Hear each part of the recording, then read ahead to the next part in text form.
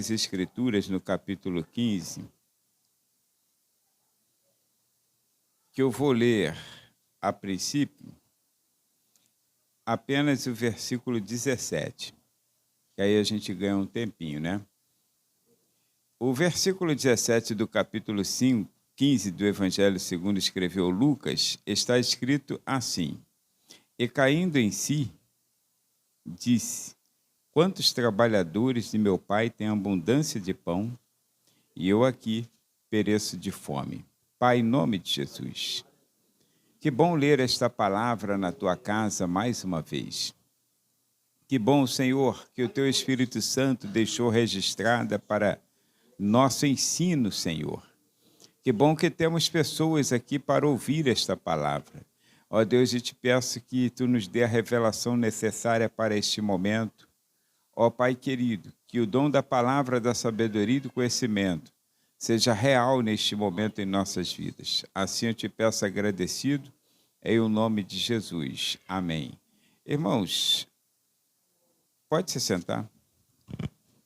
O texto do Evangelho segundo escreveu Lucas, os irmãos sabem que no finalzinho do ministério terreno de Jesus, ele se propôs a pregar muitas parábolas, trazer muitas mensagens por comparação, usando esse recurso da linguagem que nós temos, que são parábolas, comparações.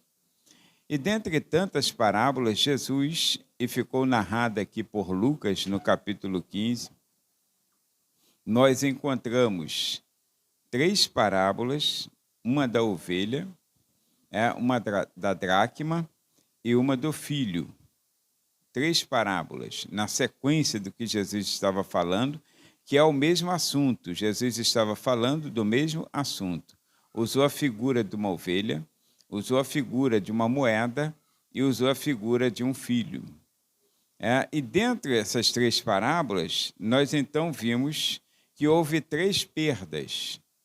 A ovelha se perdeu, o pastor a perdeu, o pastor que estava cuidando da ovelha, por um descuido qualquer, ele perdeu aquela ovelha ao longo do caminho. A Bíblia não diz que era uma ovelha rebelde, uma ovelha negra, nada disso.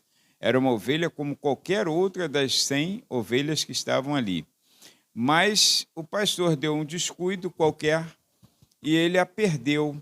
O pastor perdeu a ovelha. E a Bíblia fala também da segunda perda, que foi essa dracma, essa moeda. Ela também foi perdida. A mulher, que era proprietária da dracma, perdeu esta moeda dentro de casa. E a terceira perda que nós observamos foi do filho. Interessante, o pai tinha 2 filhos, mas ele não perdeu nenhum. O filho se perdeu. Ele mesmo perdeu-se, ele perdeu-se a si mesmo. Ele tomou a decisão de sair de casa, de onde ele era o patrãozinho, onde ele era o filho do dono, para ser um João Ninguém lá fora. Ele se perdeu. Não foi o pai quem o perdeu, ele se perdeu. Razão do que nós observamos na Bíblia também, que além dessas 3 parábolas, das 3 perdas, houve também 3 resgates. E no resgate, irmãos, nós observamos, primeiro, a ovelha. Ela foi encontrada pelo pastor que a perdeu. O pastor deixou 99 ovelhas em aprisco seguro, saiu em busca, sem hora para voltar, e só voltou para casa quando ele encontrou a ovelha que ele perdeu. A cabeça dele estava cheia, a consciência pesada, e ele só voltou quando encontrou a ovelha perdida, doente, ferida, mas ele retornou com a ovelha nas suas costas. A Bíblia nos diz que esse segundo resgate foi da dracma. A mulher achou também a dracma que foi perdida. Ela passou um sufoco, irmãos. Tirou todos os móveis, mexeu com tudo que tinha na casa, fez uma baita de uma faxina, arrumou, porque quando se fala de mulher na Bíblia, nesse contexto, nós estamos falando como se fosse igreja. A igreja perdeu o próprio membro dentro da igreja, né? Então não foi o pastor quem perdeu, foi a igreja. É a que descuidou, porque você também tem que ter cuidado pelo seu próximo. Não é só eu quem tem que ter cuidado.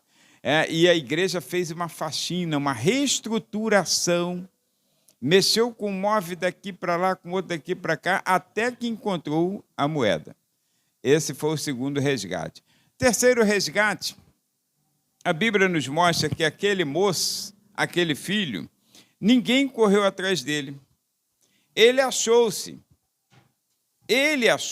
ele se encontrou após voltar-se a si mesmo, que nós entendemos aqui a importância de você saber e reconhecer o seu estado.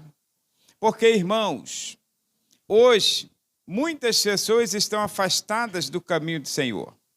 E eu não posso garantir, por palavra minha, que eu ficarei na presença do Senhor por todos os dias da minha vida. Eu não posso, eu gostaria. Eu quero afirmar isso, mas eu não posso. Se não for a bondosa mão de Deus sobre a minha vida, a graça de Deus sobre a minha vida, eu também vou sucumbir aos desejos da carne, aos desejos deste mundo. Porque, irmãos, nós precisamos da mão forte do Senhor sobre nossas vidas. E quando ele voltou-se a si, ele não foi o caso da ovelha que o pastor perdeu por descuido. A ovelha ficou meio que desorientada, ele foi lá, buscou rapidamente antes que ela caísse no abismo. A dracma se perdeu antes que ficasse esquecida no mundo, a mulher foi lá e resgatou e colocou-a de volta no lugar. Mas o filho, ele precisou tomar uma decisão, lembrar de quem ele era e de quem ele é hoje, voltar-se a si. E quando a Bíblia fala de voltar-se a si, nós estamos falando de arrependimento. Se não houver um arrependimento genuíno, você nunca voltará ao caminho do Senhor. Se não houver um arrependimento genuíno, você nunca permanecerá no caminho do Senhor. Então, voltar-se a si, diz a palavra do Senhor, é arrependimento, é reconhecimento. Reconhecimento de pecado, reconhecimento de rebeldia, reconhecimento de desobediência, reconhecimento de que você estava no lugar certo e saiu porque quis. Porque muitas pessoas, quando saem da presença do Senhor, e pode acontecer conosco, aí nós achamos um culpado para colocarmos nele toda a culpa da nossa desistência da fé. Irmãos, reconheça. Vamos reconhecer o nosso estado. Hoje somos filhos de Deus. Temos tudo na casa e na presença de Deus. Tomar uma decisão de sair da presença de Deus é tomar uma decisão de você viver o pior nesta vida, fora do caminho do Senhor. Na casa do Pai você é o patrãozinho. Na casa do Pai tudo que Ele tem é seu. Na casa do Pai você não tem falta de nada. Mas quando vai lá para o mundo, tudo te falta. Aqui não, você pode falar, o Senhor é o meu pastor e eu de nada tenho falta. Mas lá fora você não tem como falar. E esse moço então reconheceu, a Bíblia diz que ele se arrependeu, a Bíblia diz que ele reconheceu os erros, e a Bíblia diz que ele abandonou os erros. Eu vou me levantar, irei ter com meu pai, vou dizer, pai, pequei contra o céu perante ti, e já não sou digno de ser chamado teu filho. Aceita-me como um dos teus trabalhadores. Agora observa uma coisa. Então houve essas 3 parábolas, 3 perdas, 3 resgates e 3 celebrações. Em todo caso, sempre há uma importância para a causa perdida.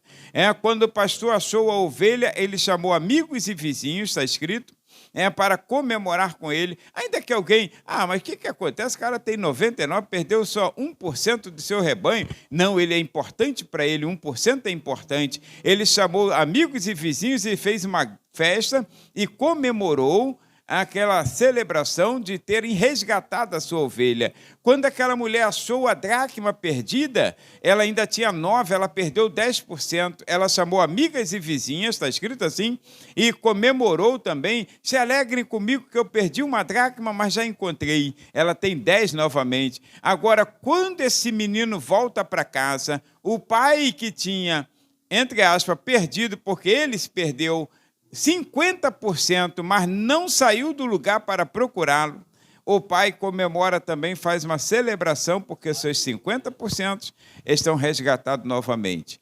Agora, irmãos, o que eu quero dizer para você, que são 3 coisas que eu estou falando de cada situação. Agora, tem 3 coisas que são destacáveis nesse texto, naquele que se volta para si. 3 coisas destacáveis.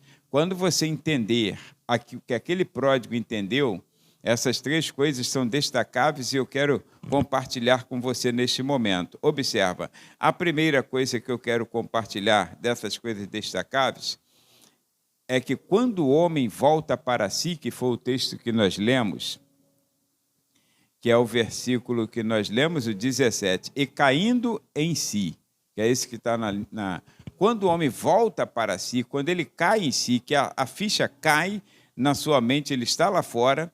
Então, irmãos, primeira coisa que nós observamos é que é destacável, ele compreende que o mundo sempre o decepciona. Porque aqui entre nós, irmãos, quando nós estamos do lado de cá, aí nós olhamos o mundo e parece que o mundo é interessante. O mundo nos chama atenção, o mundo parece ser atrativo. Qual o jovem que não gosta de ver o mundo do jeito que está andando? Vamos observar, irmãos, aqui entre nós, atrai a juventude. Tanto que quando você está voltando, saindo de casa, por exemplo, ontem, quando eu estava saindo de casa de manhã, eu estava saindo de casa de manhã, aí eu vi vários jovens, que eu vim para a oração aqui, 5h30, era 5:50 quando eu saí de casa, eu estava vindo para a oração, eu vi vários jovens voltando do baile. Quer dizer, porque o mundo atrai. O mundo parece que ele fantasia, ele coloca assim um quadro bonito, e as pessoas entram por aquilo ali.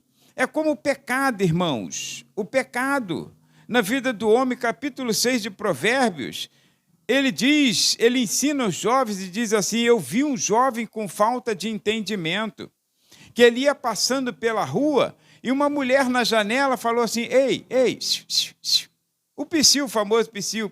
Aí ele olhou e ela disse assim, meu marido viajou, vem para cá. Tu pensa que isso é novo, esse negócio de chifre? Não, gente, isso é antigo. Isso é antigo. Meu marido viajou, vai demorar porque ele levou um saco de dinheiro.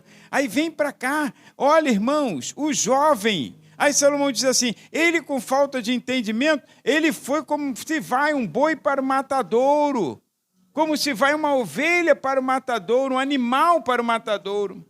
Não sabe o risco que está correndo. Esse moço saiu de casa com um saco de dinheiro. E quando ele foi para lá, ele compreendeu que o mundo só o decepciona. O mundo não tem nada de concreto para te oferecer.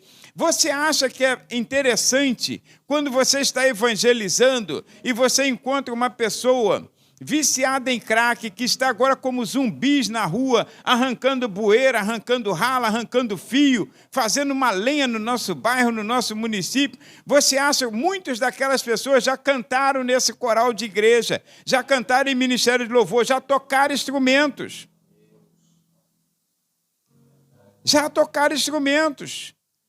Agora, quando eles foram para lá, pintaram um quadro de que era muito bonito, mas quando ele volta para si, ele compreende que as suas riquezas são passageiras. Irmãos, tudo passa. As riquezas são passageiras. Esse moço viu que aquele saco de dinheiro que ele tinha, a herança recebida, agora ele não tem absolutamente nada, nem para comprar uma quentinha, nem para comprar comida, ele não tinha. Então, olha, suas amizades são duvidosas. Cadê aqueles amigos todos que estavam comemorando, que deram força para ele? Vai lá, cara, tu tem direito, tu é maior de idade. Vai lá, pede teu dinheiro ao teu pai, cara, aquilo ali é teu mesmo. Cadê aqueles amigos agora, quando ele saiu com um saco de dinheiro na mão, que ele tinha como pagar alguma coisa? Os amigos estavam tudo rodeando. Mas cadê esses amigos agora? Para oferecer um cigarro de maconha, para oferecer um pouco de pó, para oferecer um crack, tem amigos. Depois, quando você está na miséria, cadê os amigos? Você vê alguém sendo amigo de alguém nessa situação? E quando ele cai em si, quando o Espírito Santo de Deus vem e ele cai em si, então ele lembra e ele vê que suas amizades são duvidosas, seus prazeres são insatisfatórios e sua liberdade é enganosa. Ele não é livre, ele é escravo. Satanás está te conduzindo, Satanás está te puxando pelo cabresto, porque o pecado, como dizia Charles Spurgeon, é soberano, até que a soberana graça de Deus o destrone. Enquanto a graça de Deus não entra no coração do ser humano, quem manda no coração do ser humano é o pecado, e o pecado é dirigido por Satanás. Por isso que Jesus falou assim, vocês não são filhos de Deus, vocês são filhos do diabo. Agora, Jesus falou assim, mas conhecereis a verdade, e a verdade vos libertará. E se o Filho vos libertar, verdadeiramente sereis livres. Mas isso só quando o homem se volta a si, quando ele bate na consciência e diz assim, meu Deus, o que eu estou fazendo? Porque, gente, o homem no pecado é como aconteceu com Nabucodonosor. Nabucodonosor foi um dos reis mais poderosos que houve na história. Ele era um rei tão poderoso que na revelação de Deus dado ao próprio Nabucodonosor, e Daniel foi quem deu a interpretação, o chamou de cabeça de ouro. O metal mais precioso era o reinado de Nabucodonosor. Nabucodonosor era inteligentíssimo, era um homem cheio de gás, e ele construiu a Babilônia, ele construiu uma cidade fortificada, ele construiu uma potência mundial. E então, irmãos, ele construiu uma potência mundial. Nabucodonosor tinha um mundo nas suas mãos, mas quando ele resolveu achar que ele era alguma coisa e achar que não dependia de Deus para nada, eu construí essa Babilônia. Construí com a minha própria força, a minha própria inteligência. Aí Deus então retirou dele a graça e ele, na hora, ele já olhou para aquele gramado que ele estava olhando, o jardim, e viu lá uns bois pastando, uns animais pastando. Aquilo deu uma vontade nele de pastar também.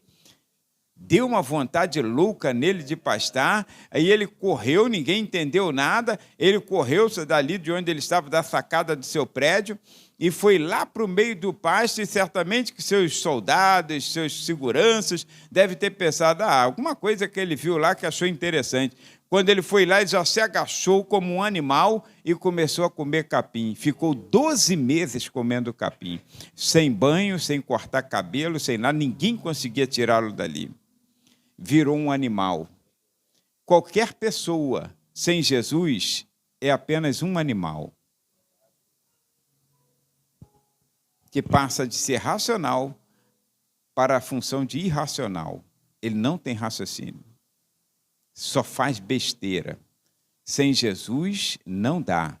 Por isso que Jesus, em João capítulo 15, versículo 5, ele disse assim, sem mim nada podeis fazer. Ninguém faz certo, irmãos.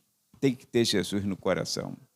Tem que ter Jesus na sua vida. E olha, e quando esse homem volta-se a si, primeiro fator interessante que nós observamos, que é destacável, nesse caso aqui do texto, é que ele compreende que o mundo sempre o decepciona. Segundo fator interessante, destacável, é que ele compreende que só Deus satisfaz. Não há satisfação fora de Deus. Não há. Parece que é apenas uma música, Satisfação é ter a Cristo, não há maior prazer já visto. Isso é antigo demais, né? É tão antigo que eu fico lembrando do tempo que eu tinha cabelo preto. Olha, irmãos, compreender que só Deus satisfaz, que em sua disciplina há sabedoria. Todo mundo reclama de disciplina. E às vezes o que mais parece ser enjoativo na vida cristã é ter uma vida disciplinada. Mas, irmãos, não há satisfação fora de Deus, fora de Cristo. A disciplina de Deus, ela satisfaz a pessoa. A disciplina de Deus, na disciplina de Deus há sabedoria. Por isso que diz, filho meu, não rejeite a disciplina do Todo-Poderoso. A disciplina de Deus nos coloca, irmãos, no eixo, nos coloca na linha que devemos seguir. E olha, é só em Deus, em seu cuidado, que há suficiência. Aí fora não tem nada que possa suprir necessidade. A pessoa pensa que vai ser feliz lá fora. É interessante que a pessoa acha que ela é feliz, que tem liberdade. Uma pessoa que tem liberdade, por exemplo, parece-nos que nós não temos liberdade. Eu estou fora de casa desde ontem de manhã, desde ontem meio-dia, na verdade, né, que eu estou fora de casa, né? Porque fomos dar uma palestra, ficamos por lá mesmo, voltamos hoje, fomos direto para a Matriz, aí fui em casa só para tomar um golinho de café assim e voltar para cá. Na verdade, nem entramos dentro de casa direito. Olha, irmãos, parece que é uma vida assim de aprisionamento. O cansaço vem. Mas você já parou para pensar? Você nunca me viu cambaleando aí de cachaça. Já me viu cambaleando de cachaça? Isso é que é cansaço, irmãos. Parece que é uma liberdade, está ali xingando, está ali fazendo, está jogando, está na jogatina, está arrumando confusão e depois vai para casa assim, ó. Fica parado. O que está fazendo? Estou esperando minha casa passar. Que ele está girando tanto a terra, que ele está esperando a casa dele passar, que ele não sabe mais onde está. Olha, irmãos, isso não é satisfação. Satisfação é ter a Cristo. Satisfação, porque cuidado e suficiência só existe em Deus. Só na casa do Pai. Lá fora não tem. O moço pensou que ia ser livre, não pensou? Agora eu estou fazendo o que eu quero, não tem que dar satisfação ao meu pai. Porque na casa do Pai, ele tinha que levantar na hora, trabalhar durante todo o dia e voltar na hora para dentro de casa. Mas tudo que ele tinha era dele. Nunca teve falta de nada. Mas fora da casa do Pai, ele não tem absolutamente nada. Ele acha que tem. E tudo está saindo e nada entrando. E quando chega aqui esse momento, você viu que ele falou assim, quantos trabalhadores na casa de meu pai têm o que comer, têm onde deitar, têm onde descansar, e eu aqui, ó, com fome. Ele tinha menos do que um porco, irmãos. Menos do que um porco. O porco estava compartilhando com ele. O porco estava, pega um pouquinho aí, se quiser, compartilhando com ele. Que vida é essa, irmãos? Que vida é essa fora dos caminhos do Senhor? Que vida é essa fora de Jesus? Porque um prazer um prazer por um momento que não é prazer, é mais dor do que prazer. É mais insatisfação do que satisfação. Olha, que em seu amor, só na casa do Pai, irmãos, ele compreende, então, que só Deus satisfaz, que em seu amor há perdão. Irmãos, o amor de Deus é perdoador. O mundo prega diferente. O mundo prega que o amor pode dar liberdade, em nome do amor, uma pessoa pode ter liberdade para ser mãe solteira, para poder fornicar, para poder ter relação sexual antes do casamento. Aí ele acha que é liberdade. Estão fazendo proezas aí. Já é mais difícil agora encontrar moças e moças que estão virgens até o dia do casamento, que é uma vergonha. É uma vergonha. O mundo está te enganando. O mundo está te enganando, porque satisfação só há em Cristo e no amor de Deus há perdão. Agora, irmãos, o que adianta a pessoa então satisfaz? Sabe o que acontece? Ela se satisfaz que eu tenho a liberdade, eu posso, mas na hora que acontece, fica com a cara assim inchada e vermelha e amuada entrando dentro de casa. Será que mamãe sabe o que está acontecendo? Se fosse tão liberto assim, por que não chega com a cara limpa? Mamãe, pequei. Por que não chega assim? Aí chega assim amuado para falar com o pastor da igreja. Quando fala? Às vezes espera até a aparição do pecado. Então, olha, aí chega todo amuado. Porque se é tão livre assim, por que você não fala assim, eu estou satisfeito? Acha que é bonito essa penca de adolescentes se transviando, deixando de ser homem, deixando de ser mulher, com 12, 13 anos, 14 anos, empurrando um carrinho de bebê e não tem dinheiro para comprar uma fralda. E detalhe, não tem coragem, vou mudar aqui o meu contexto, não tem coragem de comprar uma fralda de pano porque não tem coragem de lavar. Eu tive 2 filhos, nunca tiveram uma fralda descartável. Eu cansei de lavar fraldas, irmãos. Ah, mas é nojento. E daí que é nojento? E daí que é nojento? Lavava, colocava, passava tudinho, dobrava tudinho, dá trabalho, mas nunca pedi nada a ninguém. Agora fica aí, vovó, joga no colo da vovó, vovó tem que criar. Joga no colo do vovô, vovô tem que dar o jeito dele. E ai do vovô, que se não der jeito, que ainda vai preso. Como se a culpa fosse dele. Que mundo nós estamos vivendo, irmãos? Você tem que voltar para Jesus, você tem que voltar para Jesus. Em Cristo, irmãos, há liberdade, em Cristo há amor, em Cristo há perdão. Fora dele não tem. O mundo não te perdoa. O mundo te tolera, finge que está satisfeito contigo. Finge que está satisfeito contigo. E olha, terceira coisa que é destacável, e vamos parar um pouquinho mais aqui, é que quando essa pessoa volta a ser assim, compreende que o seu destino está em suas próprias mãos. Ninguém, não é o pastor, quem vai mudar a sua vida. Você pode pedir oração, porque é lícito pedir, pode falar, bota meu nome lá na oração, pastor, não esquece de orar por mim, não, vamos orar. Vamos orar. Vamos interceder, vamos clamar, porque não custa para a gente pedir ao Senhor. Não custa se eu sei que esta casa é uma casa de oração, se eu sei que Deus tem o compromisso de inclinar os seus ouvidos e ouvir a oração que se faz neste lugar. Então não me custa interceder pelas pessoas, mas eu quero te dizer que, segundo nós lemos aqui no texto, principalmente esse da parábola do filho conhecido agora como pródigo, a única forma de Deus voltar a te abençoar, sem que qualquer pessoa venha interceder por você, sem Deus lançar em rosto aquilo que você já fez até a data de hoje, é você voltar-se a si mesmo, voltar a se arrepender, voltar a dizer ao Senhor, Senhor, pequei contra ti, eu quero um lugar no teu reino, eu quero um lugar na tua casa. Irmãos, o Senhor tem a coragem que nós às vezes não temos.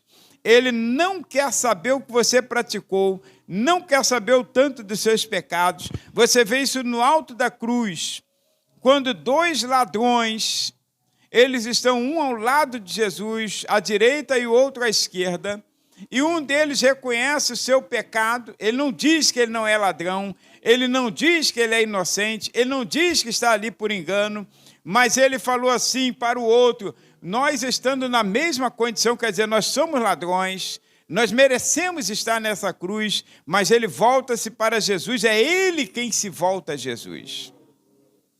Você não vê Jesus fazendo apelo para eles, você viu Jesus fazendo apelo para alguém? Você viu Jesus insistindo com alguém, dizendo, volta meu filho, vem cá, eu estou aqui, vou morrer, vou ressuscitar 3 dias, vocês têm essa última chance. Não, quem faz isso somos nós, irmãos. Porque nós queremos amar mais do que Deus. O Senhor, ele lança a palavra, ele lança a semente, ele lança a oportunidade, ele abre a porta. Agora, quem tem que entrar por essa porta é você.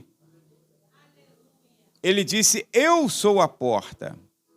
E quem entrar por mim, olha, ele não disse assim, o anjo vai empurrar essa pessoa, ou você que tem já Jesus, empurra essa pessoa, não. Quem entrar por mim, entrará, sairá e achará pastagem. Ninguém vai te levar para o céu. Ninguém pode garantir tua salvação. Ninguém pode garantir perdão de pecados para a sua vida. Só Jesus. E quando a palavra de Deus nos diz isso, irmãos, compreende-se então Esse jovem compreende que o seu destino está em suas próprias mãos. Eu reconhecer, eu estou aqui nesse chiqueiro. Isso aqui é um porco, aquilo ali também é um porco. Isso aqui é chiqueiro. Isso aqui é lavagem, é comida de porcos. Aquele ali são os tratadores. Eu reconhecer a área em que eu estou, não me livra da situação. Você reconhecer que é melhor aqui dentro do que onde você está, não te livra da situação. Você reconhecer que Deus é bom, que Deus é amor, como as pessoas... Não, Deus é amor. Reconhecer que Deus é amor não te livra da situação. Reconhecer que toda a sua casa, porque quando nós falamos com alguém, aí a pessoa fala assim, não, minha esposa é crente, minha avó é crente, minha tataravó era crente. Isso não te livra da situação. Ah, eu tenho um amigo que é pastor, eu tenho um irmão que é, eu tenho um filho, canso de conhecer pessoas que dizem assim, eu tenho um filho que é pastor, e daí? Isso não livra ninguém da situação de pecado. Quando se trata de uma vida em pecado, o seu destino está nas suas mãos. E quantos de nós já ouvimos falar, ou quem sabe alguém já falou que está entre nós, e falou assim, não, Deus sabe todas as coisas. E quando eu morrer, ou quando Ele vier, Ele saberá o que fazer comigo. Irmãos, não está na mão de Deus. O seu destino não está na mão de Deus. O seu destino está nas suas mãos. Esse moço estava lá. O pai ama esse filho. O pai ama esse filho. A conduta do pai, quando viu o filho ao longe, demonstra que ele amava aquele filho. Primeiro, é um homem muito ocupado. O filho saiu de casa. O filho desprezou o pai, porque quando ele disse assim, pai, eu quero a metade dos meus bens que me pertencem, a herança. É como se ele estivesse dizendo assim para o pai. Literalmente, naquela comunidade, ele desonrando seu pai, dizendo assim, ó, a partir de hoje, tu é morto para mim. Eu quero a minha herança, a minha parte. Tem nada contigo. Não me chame mais de filho, que eu não te chamo mais de pai. Era isso que ele queria dizer. O pai não fez absolutamente nada. Tá bom. Com muita tristeza, resolveu a questão judicialmente, a partilha e deu a ele, toma aqui o teu direito. Ele foi embora. E segundo as Escrituras nos dá a entender, está implicitamente, não explicitamente, mas que quando o pai viu ao longe, isso quer dizer que todo dia o pai olhava para lá na esperança de encontrar aquele filho. Todo dia o pai dava uma olhadinha no caminho que ele foi, na esperança de que ele estivesse voltando. E para o pai o reconhecer de longe, aquele moço não estava mais bonito quando como saíra de casa. É só você imaginar um filho desse que saiu de casa, e agora faça essa comparação do que eu te falei, ele está no caminho tortuoso, não era o caso dele ali das drogas, mas ele está lá no meio das drogas, ele agora está no crack, ele agora está com a aparência de mendigo, ele agora está com a aparência de alguém desnutrido, ele está com uma má formação física, e quando um pai vê, é possível que nem reconheça aquela pessoa. Sabia que às vezes você pode ver uma pessoa dessa e não reconhecer que talvez já tenha sido um colega de escola seu? Já tenha sido um colega de trabalho e você não reconhecer? Que a aparência fica transfigurada literalmente. Aí esse pai, mesmo em todas as condições adversas, porque o filho agora estava como um mendigo, o filho agora ele tratava de porcos e estava comendo comida de porco. Aí agora, quando ele volta de lá, o pai o reconhece ao longe. Maltrapilho, sujo, descalço. Provavelmente cabeludo, barbudo. E o pai olha assim, é meu filho. Deus nunca esquece de você. Agora, o poder de decisão não está em Deus. O poder está em você.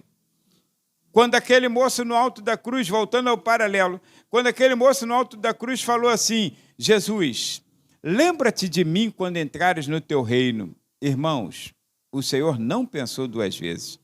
Talvez se fosse um de nós diríamos assim, o que você fez para estar aqui? Provavelmente ele tenha matado, ele tenha roubado, tenha abusado de alguém. Alguma coisa ele fez de ruim para ter uma sentença de morte de cruz. Jesus não perguntou nada disso. Jesus falou, hoje mesmo tu estarás comigo no paraíso. Por que não levou o outro? Se os dois eram bandidos, se os dois eram ladrões. Porque o poder de decisão não estava em Cristo, estava na pessoa. Salvação, irmãos, depende de você. Jesus está pronto para salvar. Jesus está pronto para libertar. Jesus já tem roupas brancas para te vestir, igual está escrito em Isaías capítulo 61, versículo 10, que ele nos deu os vestidos de salvação, vestes para nos vestir. Agora, nos vestiu de vestes de salvação, roupa branca, roupa de justiça, como um noivo, limpinho. A roupa está pronta sob medida. Agora, você só veste essa roupa o dia que você entrar no camarim. O Senhor não vem com a roupa aqui, meu filho, está aqui, ó, do teu tamanho, toma para você. Não. Ele não vai onde você está. Você precisa vir a Ele e dizer assim, eu preciso de Jesus. Ele não está sendo vendido numa banca de feira.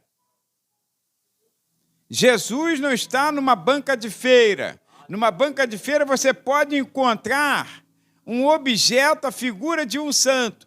Mas Jesus não, você não encontra Jesus numa banca de feira oferecido por algumas pessoas. Não. Você precisa, o poder de decisão está na sua vida. Somente você é culpado da sua ruína. O Pai não tem nada com isso. Oh, Deus é mau, Deus é isso, Deus é aquilo, olha a minha vida. Eu já cantei, já fiz, Deus te deu todo o recurso. Deus te deu todo o recurso. Você é culpado da sua ruína. Você precisa voltar para Jesus, você precisa compreender a bondade de Deus. Se você não compreender, a casa está aberta. A casa está aberta. A casa está no mesmo lugar. O Pai continua sendo o mesmo. A autoridade, a riqueza não alterou em nada. Ele continuou rico, viu? Deu a metade que pertencia a ele, ele perdeu tudo e o Pai continua sendo rico. O Pai sempre tem. Na casa do Pai sempre tem. Agora, você que está longe de decidir, você está pensando que Deus vai tomar decisão no último dia da sua vida. Ao findar o labor desta vida, quando a morte ao teu lado chegar, que destino há de ter a tua alma? Não pensa que Deus vai olhar assim, mas aquele ali ele errou, mas foi culpa de fulano, não. Você tem que decidir a sua vida. Está nas suas mãos esse poder decisivo. Milhares de pessoas o Senhor dá oportunidade. Aí o Espírito Santo de Deus, aí o autor aos Hebreus diz assim, carta aos Hebreus, capítulo 3, versículo 8, diz assim, hoje se ouvirdes a sua voz, não endureçais os vossos corações, como no dia da provocação ou da tentação do deserto, né? Não endureçais os vossos corações. Quem tem que decidir a sua vida é você. Eu estou todo ruim, estou ruim das pernas, está acontecendo, mas quer ficar enfuçado no pecado. Que o homem sem Jesus, irmãos, é igual um porco, só olha para baixo. Já viu que o porco não consegue olhar para cima? Porco não consegue olhar para cima. Aí alguém vai falar assim, está me chamando de porco. Eu não, mas a Bíblia fala. A Bíblia diz que a pessoa que está na casa do Senhor e se desvia é como uma porca lavada que voltou ao lamaçal. Estava limpinha. Estava bonito. Aí, então, saiu de Jesus, volta para o lamaçal. Porque o homem, irmãos, sem Jesus, não tem discernimento. E isso está nas suas mãos aqui, ó. Esse Esse é um fato mais interessante que eu acho, é compreender que seu destino está em suas próprias mãos. Não pense que está nas mãos de Deus. Já está sacramentado em Hebreus capítulo 9, versículo 27, que morre-se o homem e segue-se ao juízo. Quem faz o destino até o juízo sou eu. Se eu quero Jesus, eu sei para onde vou, se eu estiver com Jesus. E se eu estiver sem Jesus, eu também sei para onde vou. Quem crer será salvo, e quem não crê já está condenado. É isso que a Bíblia diz. Olha, somente você é culpado da sua ruína. E outra coisa interessante, que seu destino está em suas mãos, é para você compreender que você deve se arrepender hoje, e voltar para Deus. Volta para Jesus. Volta para a casa do Pai. Irmão, se você na casa do Pai é honrado, na casa do Pai você é um filho, na casa do Pai, irmão, crente anda de cabeça erguida, irmãos. Crente não deve nada ao mundo, não deve nada a Satanás.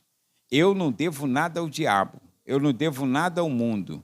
A única coisa que ele pode fazer é acusar do meu passado, que o presente está na mão de Deus e o futuro também. Ele não pode me acusar do presente nem do futuro. Agora, do passado, ele pode levantar alguma coisinha e não estou nem aí, porque o Senhor fala que aquele que está em Cristo, nova criatura é, as coisas velhas se passaram, e eis que tudo se fez novo. Então, eu não devo satisfação a ele. Eu posso andar de cabeça erguida no jardim de Deus. Eu posso entrar e sair a hora que eu quiser, porque a mão de Deus é sobre a minha vida, porque eu escolhi Deus. E quem escolhe Deus, irmão, tem a garantia de Deus. Você vai para tudo quanto é canto e o Senhor fala contigo assim, ó, não importa se você vai passar no fogo, para mim, o Senhor fala, não importa se você vai passar em águas, não importa em que lugar, a minha mão ou eu serei contigo por onde quer que fores. Acabou. Agora vai sozinho, está no mundo, os amigos te abandonam no primeiro laço que vê. Pode observar, não tem amigo, irmãos. Eu estava observando um dia desse aí, há uns vídeos que algumas pessoas mandam. O camarada, dois caras, um chegou, dois chegaram na moto. Aí desceu um da moto e está um lá na moto, a moto ligada. Aí o outro entrou num determinado lugar para fazer um assalto. Aí veio um outro com um facão desse tamanho. Ele puxou um facão assim, uma katana, o dono do estabelecimento. Alguém já viu esse vídeo?